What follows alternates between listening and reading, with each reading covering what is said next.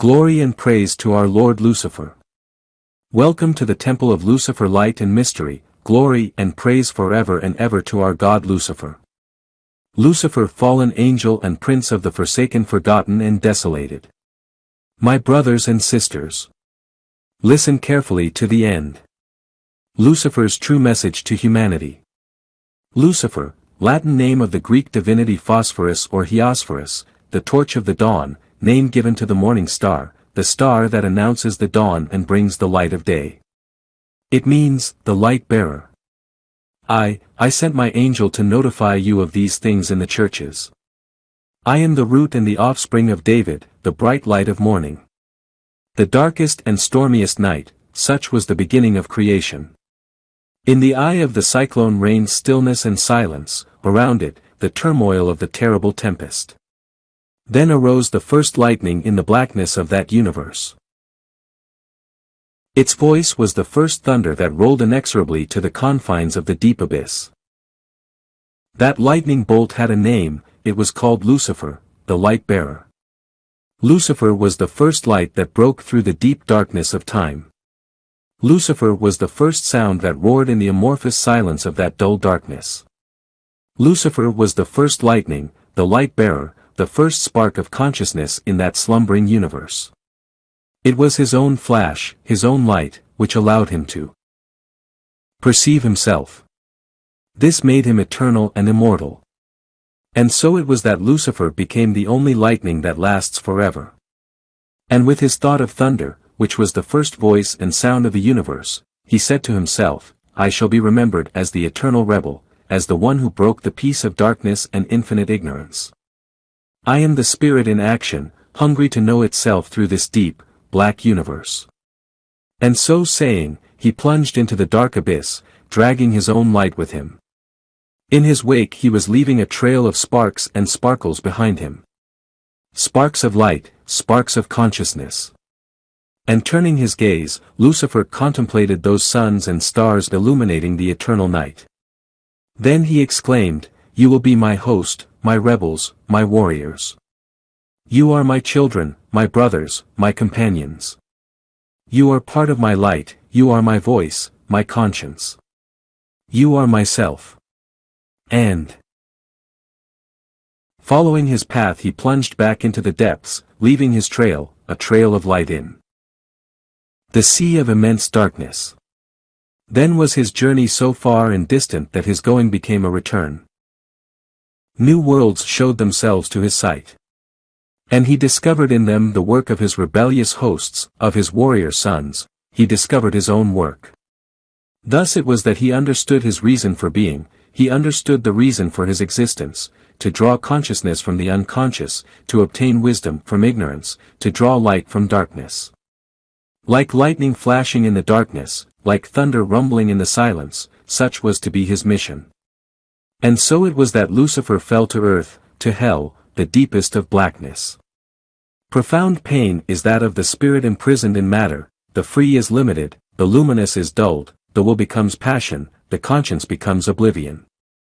Superb challenge, to transform darkness into light, to turn passions into willpower, to turn ignorance into knowledge, mediocrity into excellence, to free what is imprisoned, to conquer matter, to elevate it and make it one with the spirit. And so it was that Lucifer fell into man. It was in man that he knew the battlefield of the spirit, the cruelest war. And as man he conquered himself. And as man he decided to conquer the world. And fallen into man and, made man, he mingled among men to spread the light. Thus it was that he came to a large city, in which its inhabitants were characterized by being very pious. And he saw with surprise that there were many temples, gods, and beliefs of all kinds. And they worshipped invisible gods and others represented in images. And the idols had human or animal forms or both. And those that were invisible to the eye had human or animal attributes or both. And the air was permeated with the smell of incense and the sound of chanting and prayers, begging, praising, addressing the multiplicity of gods. Then Lucifer, seeing that confusion, wanted to extend his light to men and said to them, Why do you seek outside, what you have inside? Do you not know that you are the temple of light and that light lives in you? Do you not realize that you are the temple of wisdom and that wisdom lives in you? Why so much blindness? Why so much ignorance? Wake up, you sleeping men. Wake up from your deep sleep. Awake that death lurks and may hunt you while you are still asleep, and then your sleep will be eternal. Break the bonds of your illusion, awake. Do not seek outside, in the external, what lives inside, in the internal. Why so much adoration to idols or abstract concepts? Is it perhaps that the mother of all darkness has fallen upon you? Do you not realize that the spirit of life beats in your heart, moves in your breath, perceives through your conscience? Awaken, you sleeping men. Wake up and stop wasting time worshipping false external gods. Direct your attention to yourselves, feel the consciousness and the life that dwells within you, then truth will open the doors and you will understand the reality of the world and of this universe. Thus spoke Lucifer with a voice of thunder, yet men did not understand him, and began to murmur among themselves and to plan how to get rid of that stranger who blasphemed thus. Then Lucifer thought to himself, these men are not yet ripe for the great harvest.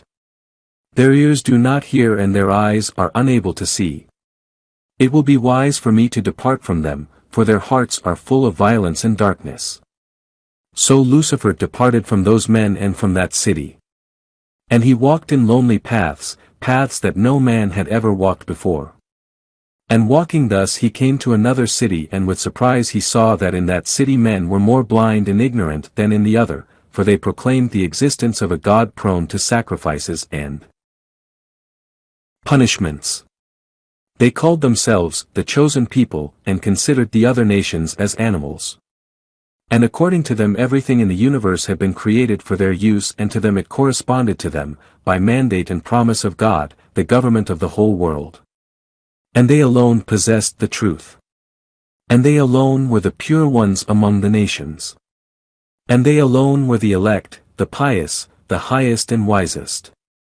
And Lucifer's surprise grew more and more as he listened to the thoughts and beliefs prevailing in that city. And his surprise was so great that finally the thoughts of those men disgusted him, and his voice thundered over the crowd, "What foolish madness invades you? Do you say that your God created you in his own image and likeness? Well, I declare to you the truth, and this is that you have made God in your own image and likeness, for I have not seen a God more human than yours, nor so full of human appetites and human defects than your God. What have you imagined? Who do you think you are? Do you think that the great spirit of life, which animates this universe, can have preferences for any individual, people or nation to the detriment of other individuals, other peoples and other nations? Does the sun deprive the wicked of its light? Because you are selfish you have created a selfish God, because you are unjust you have created an unjust God. Because you must know the truth, and this is that your God does not really exist, it is only a reflection, a projection of your souls. And since your souls are impure and diseased, your God is impure and diseased. Only blind individuals ignorant of the light of wisdom can come up with the existence of a chosen people. For the truth is that no God or gods choose an individual, race or nation, but it is each individual, race or nation that chooses itself by its will. And this self-choice is made by self-effort and self-merit, not by being born into a family, religion, race or nation. Thus spoke Lucifer. And the people who heard him, their faces reddened with anger and their mouths foaming with rage, cried out to him, "Blasphemer, you blasphemer!" Then Lucifer answered, "Blasphemers, you blasphemers! Let us blaspheme, because blasphemy is to pretend to lower to human level that which is beyond all human condition. Let us blaspheme you. For blasphemy is to pretend to give divine origin to words and thoughts coming from ambitious, selfish and arrogant men." Then the multitude roared in fury, "Kill him! Kill him! Spill his blood to cleanse with it the affront he has committed." Then the enraged people threw themselves against Lucifer and began to beat him with fists, sticks and stones. And in the midst of that furious human tidal wave Lucifer thought to himself, these men are not yet ripe for the great harvest. Their ears do not hear and their eyes are unable to see. Prudent will it be for me to release myself and turn away from them, for their hearts are full of hatred, evil and violence.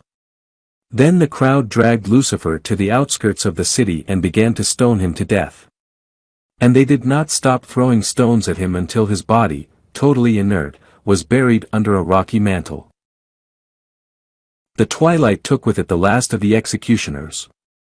Then Lucifer, pushing the stones aside, sat up. Although his body was wounded, his spirit remained intact. Why so much blindness? He said to himself, why so much blindness, when all of us have the same light pulsating, or is it that in some this light is hidden because of their ignorance of themselves? And thinking these things, Lucifer shook his clothes and followed his path, protected by the night. And the dawn caught up with him walking, for Lucifer seldom slept. And his rest was wakefulness and attentive meditation on himself.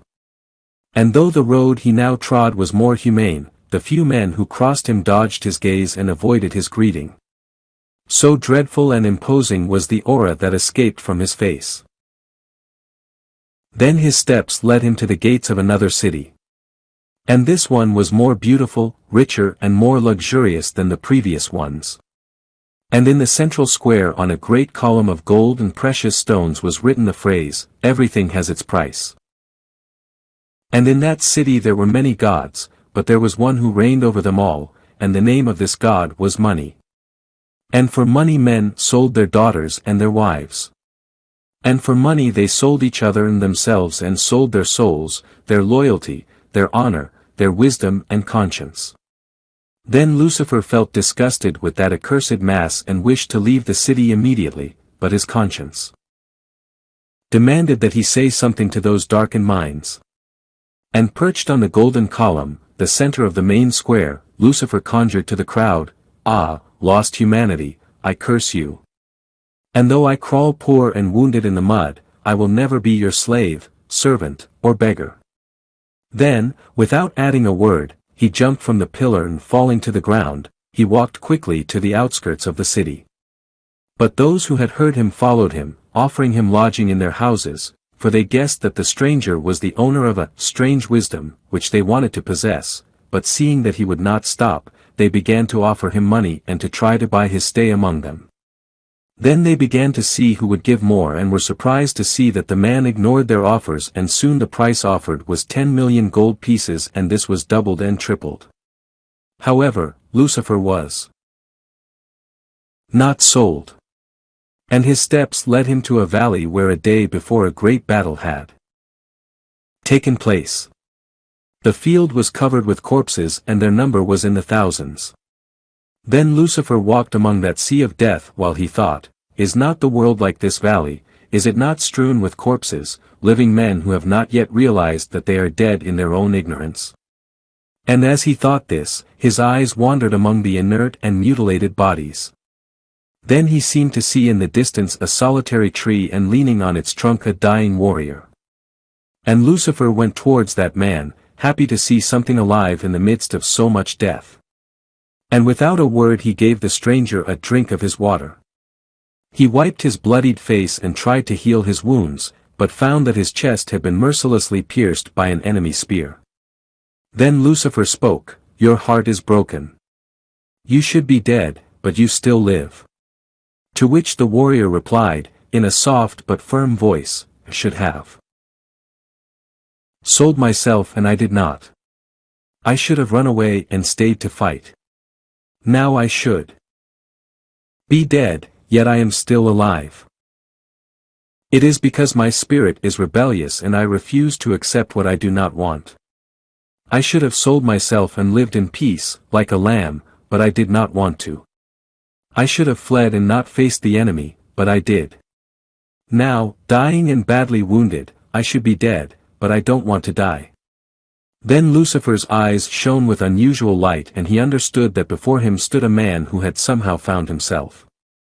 And he promised himself not to let that man die and to use all his power to save him, for he thought that men like him were what the world needed, men who would not sell out or back down before the enemy, men with a fighting spirit and a desire to live forever. Then Lucifer laid his hands on the bleeding wounds of the warrior, who, feeling the spirit of life and healing that invaded him, exclaimed, "Who are you that you bless me with life?" To which Lucifer replied, "I am the light-bearer, the consciousness that manifests itself in human form. I am the force that hides behind every being, every man and woman, every beast and thing." And as soon as he had finished speaking, he stood up and went on his way. "Where are you going, strange man?" The warrior stopped him. "When will I be able to hear of your unique wisdom again?" "My wisdom lives in you, it is your very being. If you would listen to yourself, you would not need my words." Then Lucifer was silent for a few seconds and added, "My spirit has its gaze fixed on the north. My body will remain for a time on Dragon Mountain."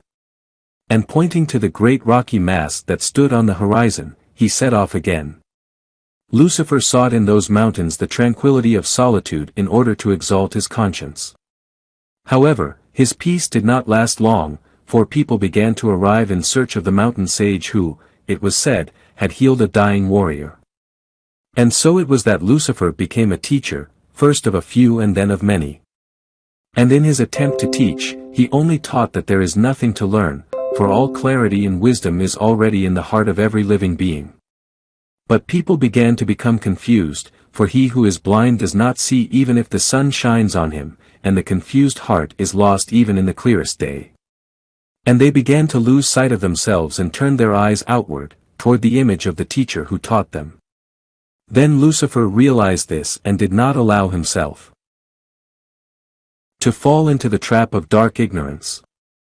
So it was that one day he gathered around him all those he had taught and told them of his decision to leave the world. Then his followers began to lament their fate and felt that this would be their doom. And Lucifer smiled, for he understood that this was the path which, though hard, would lead them to themselves. Then he said, "Do not mourn for my loss, for the only loss worth mourning is the loss of oneself. And you have lost yourselves long ago and have never mourned for that great treasure gone." And one among many raised his voice, saying, "Master, before you go, speak to us of the essence of your teaching, so that we may remember it." Then Lucifer spoke, "Remember yourselves and you will remember my teaching. Do not seek outside what already exists within, in your spirit. Behold, man is like a tree growing on the top of a mountain. But that mountain is in reality a volcano in whose interior burns a clear and powerful fire that gives the most perfect serenity and strength. The warmth of this inner fire helps the tree to grow, and the deeper it buries its roots in the depths of the mountain, the more it expands its branches to the infinity of the vast sky.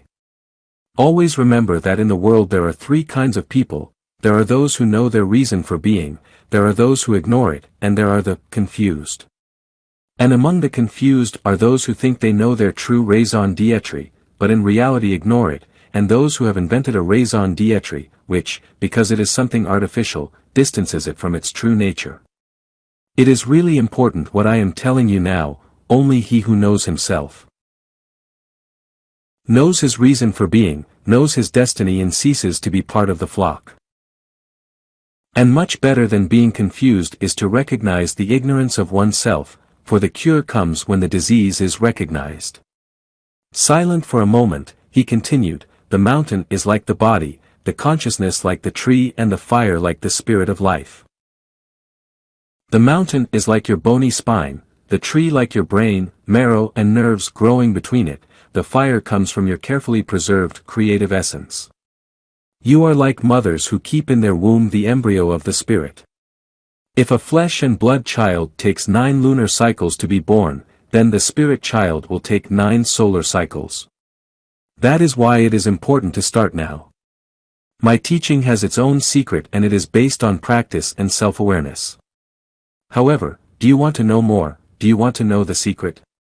Then listen to the dream I had one day, the dream of Lucifer's. Without knowing how, I had arrived in a cavern of enormous proportions deep in the earth. Although the walls and ceiling of the grotto looked natural, that is, formed by the incessant dripping and seeping of water, the floor was perfectly smooth and level, as if made by human hand or some other intelligent creature. I felt I was in a temple. 10 paces from me stood a thick stony column, about 7 meters high, on which I saw standing a venerable old man. He wore a tunic with long sleeves and a loose-fitting waist that reached to his ankles. His color was bluish-gray, like that of rain-laden clouds. Along his chest and sewn to it fell vertically, down to the floor, a white ribbon on which had been embroidered, in black thread, strange characters that I could not recognize. I saw the same adornment along the upper edge of his sleeves, on the cuffs of his sleeves and on the embroidery of his clothing. Both the old man's beard and hair were white and very long.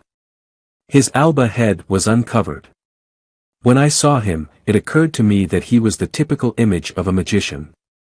Raising one of his arms, he ordered me, "Take that spear, made of the best wood in the world, and thrust it into that well." As he said this, he pointed to a hole, 1 meter in circumference, whose mouth was at ground level. I went and took the spear, which was a pointed stick made of very light and very hard wood. I was astonished to see that, in spite of its length, 3 meters or more, it remained perfectly upright, boasting an astonishing flexibility. Following the old man's orders, I approached the well.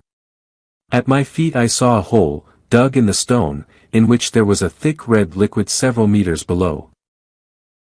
At first I thought it was blood, but then I noticed that a soft phosphorescence was coming out of it. Then it seemed to me that it was molten lava.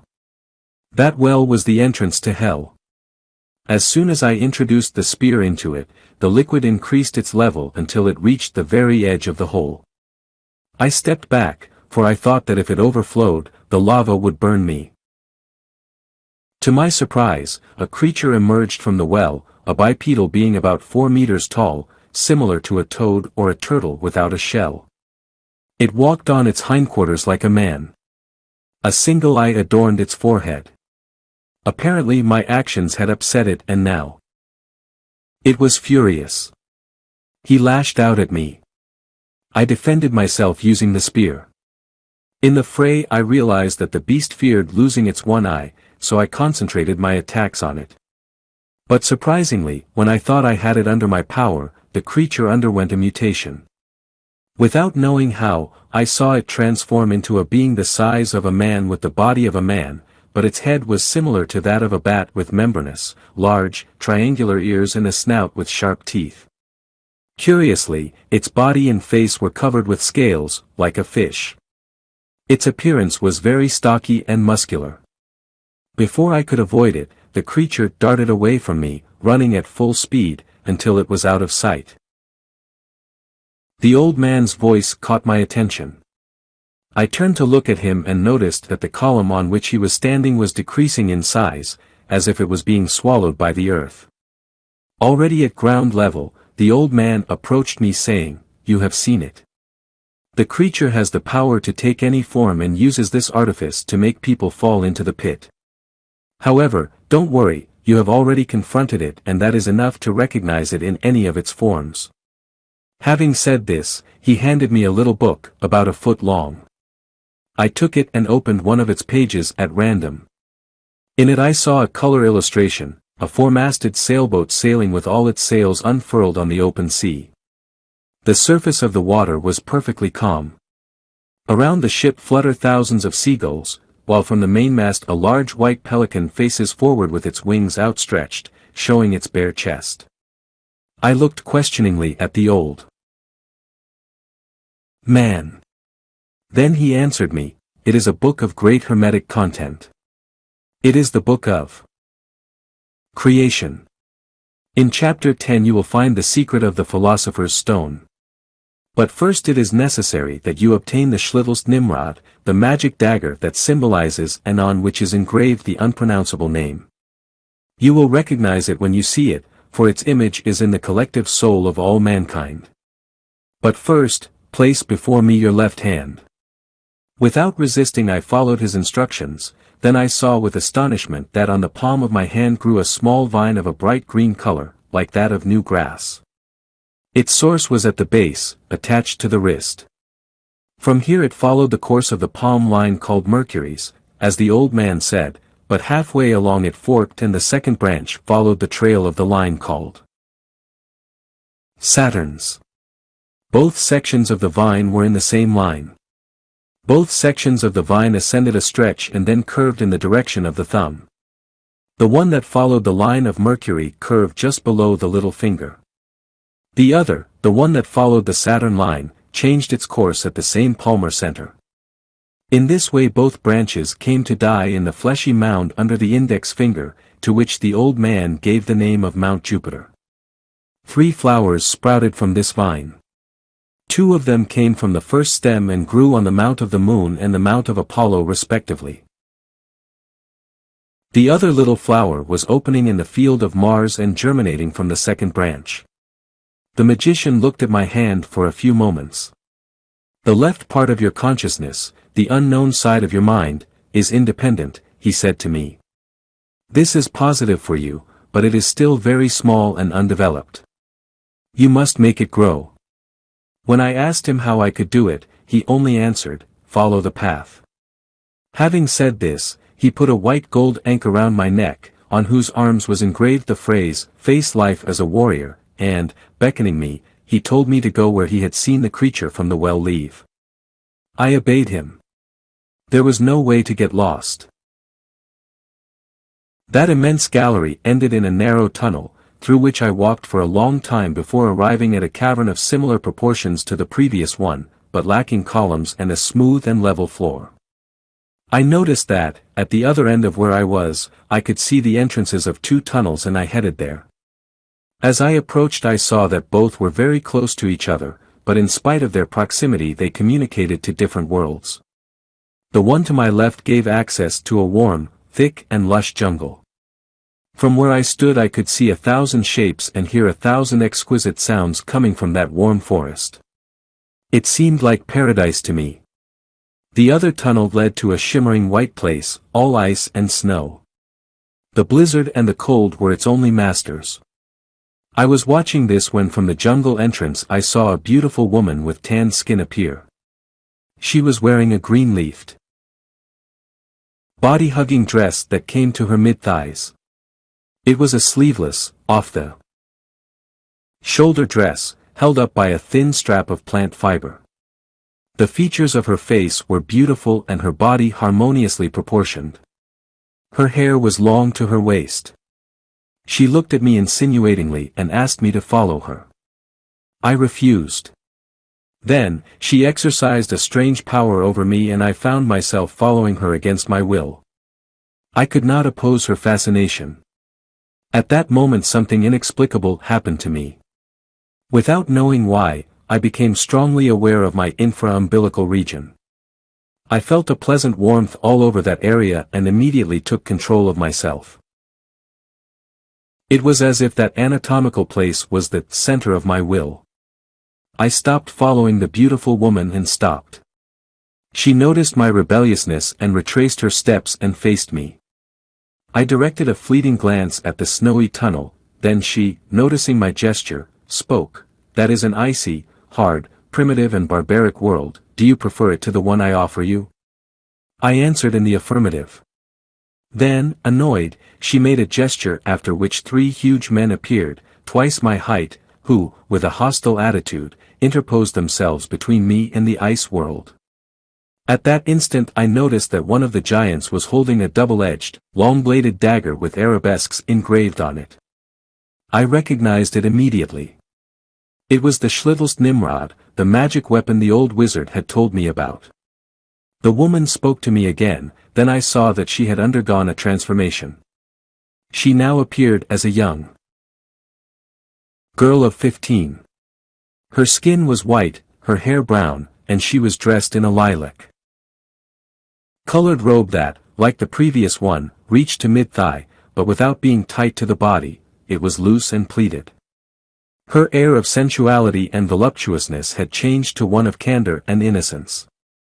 I saw her approach me with a look of naivety and look at what I had written on the ankh that hung on my chest. What is the characteristic of a warrior? That is important, I answered, while I carefully studied the three giants, but it is even more important to be determined and to have daring. She looked at me in confusion. Boldness? She repeated. Then, resting my eyes on hers, I quickly pushed her aside and furiously charged at the giants. Despite their size, I managed to knock out two of them, hitting one with my left shoulder and the other with my head. The third man attacked me with his dagger. Then I fearlessly grabbed it with my left hand by the sharp blade and pulled it out of his fingers. That done, the man vanished from my sight. I realized that I had been left alone, for the girl had also disappeared. I passed the weapon to my right hand and admired the shape of its blade and the artistry with which it had been forged. I entered the ice tunnel and noticed with surprise that, where there was snow before, now there was sand, earth and stones. That tunnel came out to the surface, to the open sky, to a desolate and dry place. There were only a few bushes or cactus here and there. I put the dagger in my waist and began to walk in a hurry, because the sun was falling on the horizon and soon it would be dark. I don't know how long I walked, but I stopped when I spotted a dusting approaching from the right. When I could finally see what it was, I wanted to run away, but there was no place to take shelter. Then I decided to stand in my place and, taking my dagger from my belt, to wait for my luck. On the plain a kind of monster, a black, hairy mass, without legs or head, but with 5 sturdy arms similar to those of an ape, was approaching the place where I was. It advanced turning on itself, like a wheel, resting its grotesque hands on the ground. The closer he came, the more determined I was to face him. However, when he was a few steps away from me, he transformed into a beautiful young woman. She lay at my feet, stark naked, sprawled on the sand. The color of her very long hair, the color of her complexion and the features of her face reminded me of those of a Hindu woman. Her captivating smile and the sensual pleading of her lips lost me. I observed the perfection of her body, the voluptuousness of her forms, the lust in her gaze, and without resisting I began to approach her, forgetting that she was that repugnant being that, seconds before, I had seen rolling in the desert. Stretching her beautiful arms towards me she whispered, "How men love to humiliate themselves." I realized he meant it because of the stultifying sensuality that overwhelms us in front of a beautiful woman. At that moment I became aware and concentrated my attention on the infra-umbilical area of my body.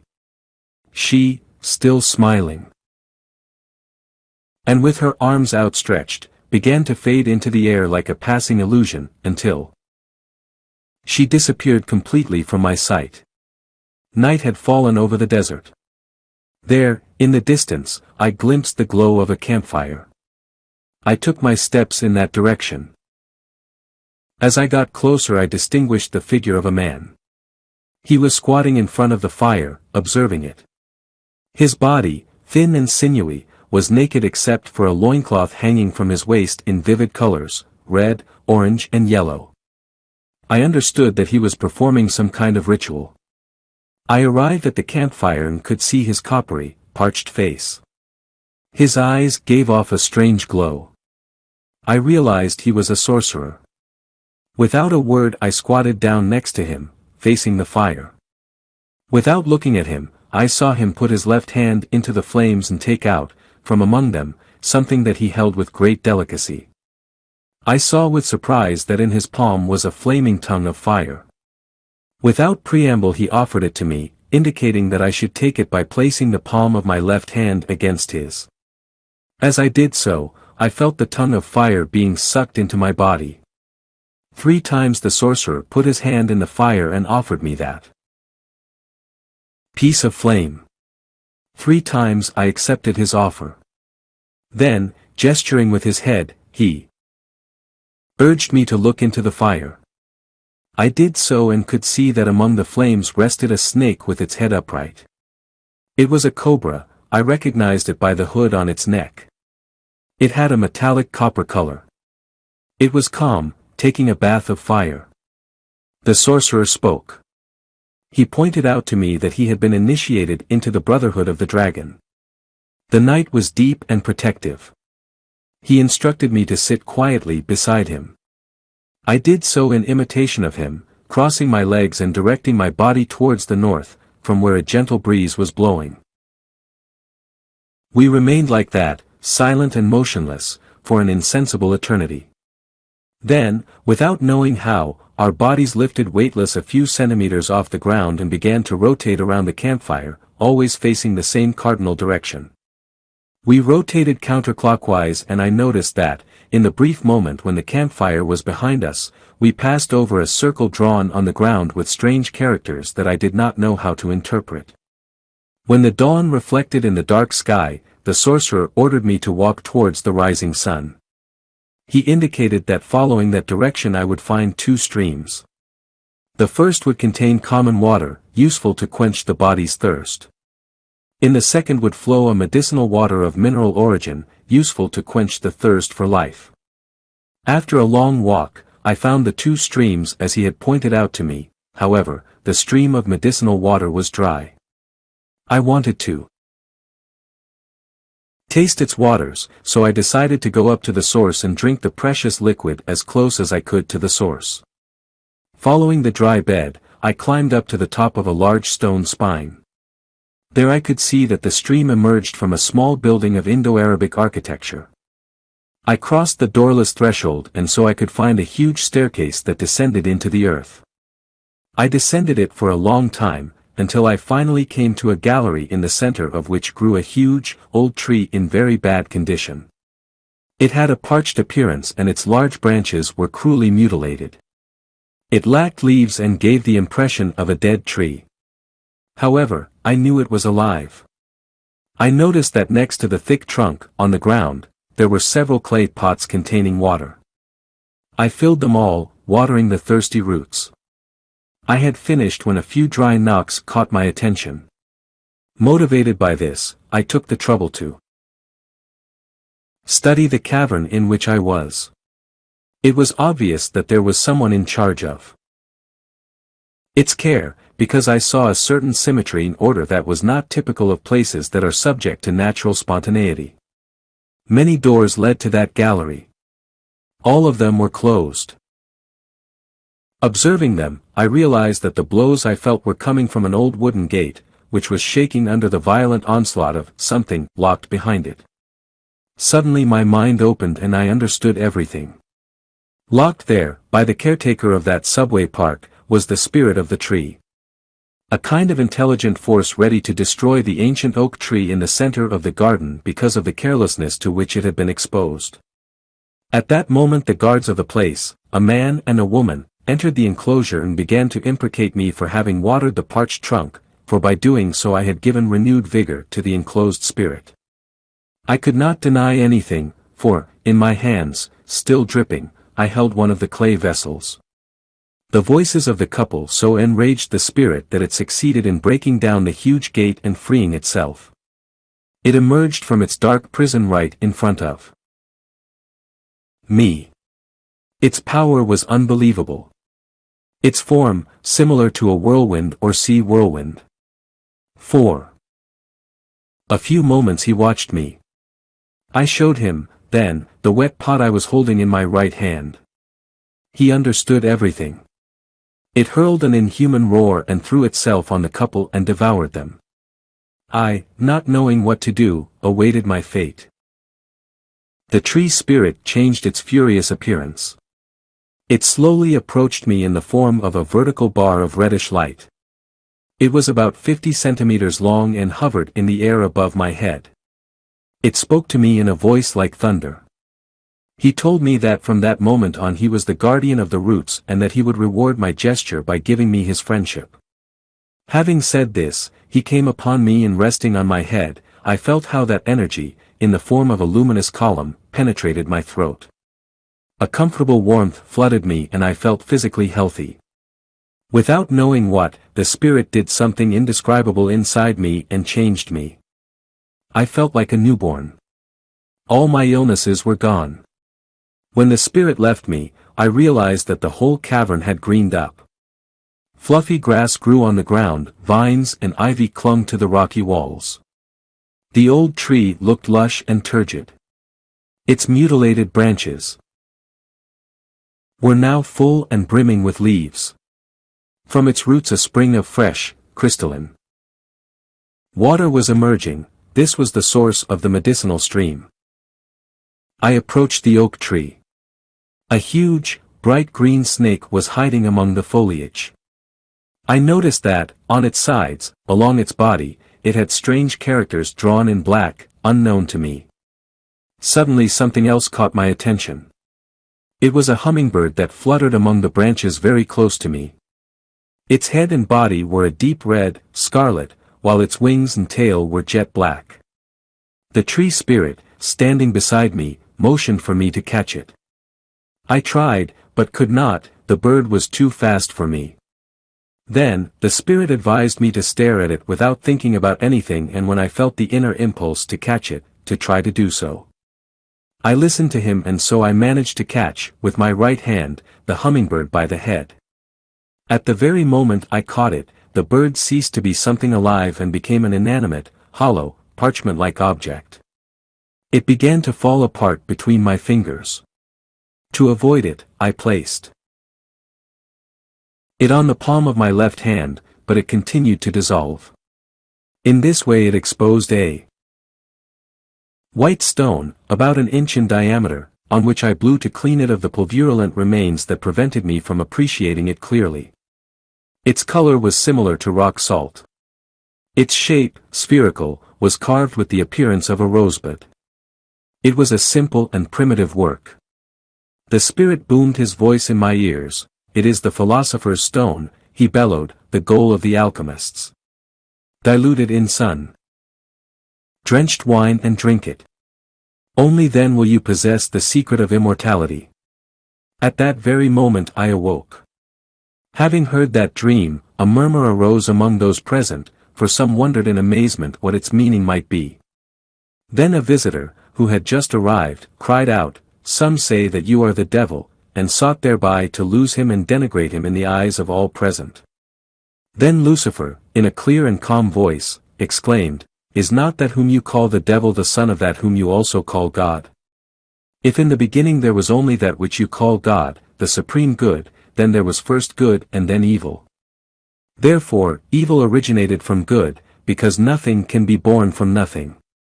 And it is because evil originated from good that the function of evil is beneficial, for nothing evil can arise from good. What you call God is the tender and gentle teacher who educates with kindness. That which you call the devil is the harsh and rigorous teacher who teaches us through severity. Therefore, do not disown the devil, for some of us are so foolish that we learn only by blows. Therefore, do not hate the devil, for through his trials we become strong and free and gain access to the supreme good. Are you so blind that you do not realize that God and the devil are two sides of the same coin? Then from the throats of some of those present an exclamation of astonishment escaped, for they understood Lucifer's words and awoke, their minds remaining beyond good and evil. However, the stranger replied, "What is your religion?" "There is no greater religion than the truth, the reality as it is," exclaimed the light-bearer. "Your wisdom suffers from the sin of pride and is not based on the sacred scriptures," insisted the stranger. "I suffer from the sin of pride," said Lucifer, "for I wish to be all that I am. I wish to be diamond though my origin is coal. I do not base my knowledge on what the sacred texts say or on what the elders affirm. I do not base my wisdom on what the learned or the majority say. My wisdom is based on what I experience for myself without intermediaries or outside interpretations, because it is my own direct experience that gives true wisdom. Life is known by living it and not through beliefs, opinions, speculations, theories, religions or books. Do you want to read a book? Read the book of wisdom. That book is yourselves. Read it like this: direct your attention to yourself, to your sensations, to your movements, to your breathing, emotions and thoughts, and at all times remain serene, attentive, living in the moment. Then the visitor, amazed by that strange wisdom, asked again, Master, who are you in truth? To which he answered, I am the life, the Lucifer, the bringer of light, the morning star that announces the end of darkness and the arrival of the empire of the sun, the kingdom of light. I am Prometheus, he who snatched from Launada the divine fire of wisdom, power and light and gave it to men. And though I am the most hated by heaven, I am, nevertheless, the most loved, for thanks to me dark matter has been redeemed. Losing my spiritual purity and falling into the abysses, I have brought life, consciousness and knowledge to all flesh and propelled it towards the heavens. Understand this paradox and you will comprehend the mystery of the universe. And having uttered these words, a profound silence fell upon those present. And along with the silence fell the night, wrapping with its starry mantle all living things. When midnight came, Lucifer broke the darkness with his voice. Staring at the polar star, he exclaimed, He who follows the path of the dragon, dominates the present reality, the here and now. To preserve the serene stillness is its principle, to reach the equanimous and imperturbable emptiness is its goal. He who follows the path of the dragon is like water, although he adapts himself to all forms, he clings to none. And addressing the old warrior, the one who had once been mortally wounded in his heart, he said to him, Lonely warrior who follows the path of the lightning, you will have to immerse yourself in the deep darkness and find in your roots the everlasting life. Only then will the moment come when that which lurks on the other side will come to the light of day. It will come from the other side of the abyss full of immortality, power, will and wisdom. And thus will be fulfilled the time in which, detaching yourself from everything, you will take over the universe. And the old warrior, understanding Lucifer's words, kept silent. And through silence, he stilled his heart. And with his heart serene he entered into deep meditation. But when he opened his eyes, just before dawn, Lucifer was no longer among them and the morning star shone with superb brilliance on the horizon. Thank you. If you, my brother and sister, are not yet subscribed to this channel, subscribe and activate the little bell to receive notifications of new publications. Also follow me on my Facebook page Temple of Lucifer Light and Mystery.